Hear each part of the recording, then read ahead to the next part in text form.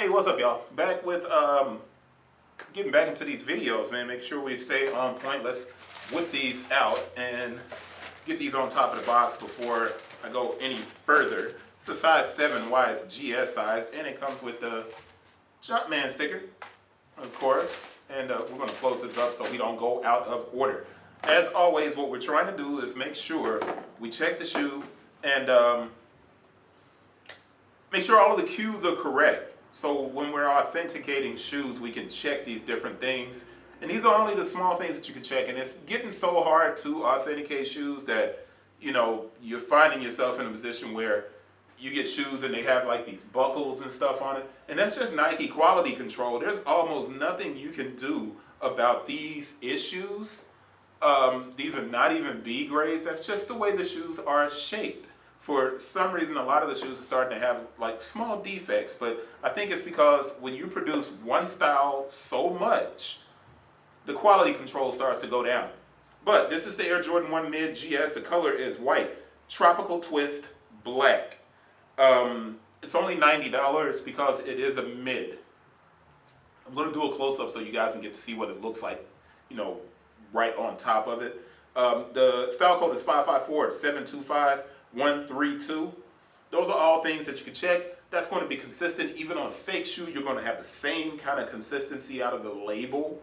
Now, you can look at some labels and you can tell, but it used to be that you could look at the shoe and if it didn't have this kind of perforated tag on it, that maybe there was a problem with it, but you can't even say that anymore because you got a lot of Nike shoes that don't come with the tags and all. I'm going to look over here real quick just to make sure I don't have any. I don't have any, so I can't show you that. But I got all of these shoes to do.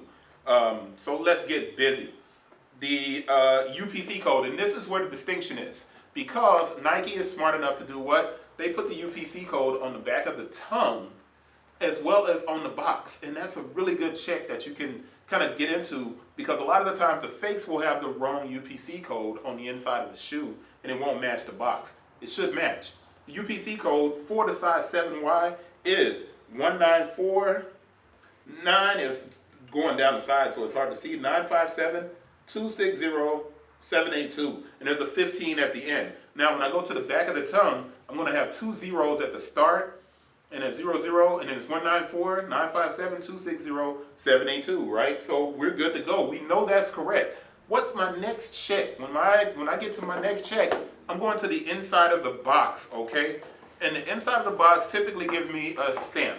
And if you can see that black stamp right there, sometimes it's red, sometimes it's blue, sometimes it's in order, sometimes it's not. It's not consistent, so you can't stick with just what that is. And the way to check that stamp is to go to your production date on the back of the tongue. And the production date for this shoe is 11/11/20 to 02/24/21. The small code at the top is IY. That's for Indonesia. Am I right about that? Yep, Indonesia. So IY.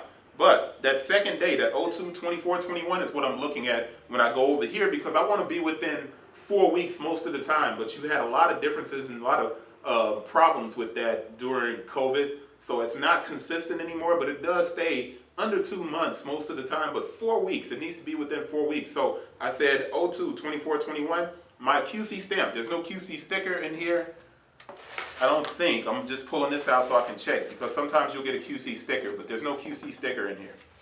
But the QC stamp reads 03/15/2021, 03/15/2021.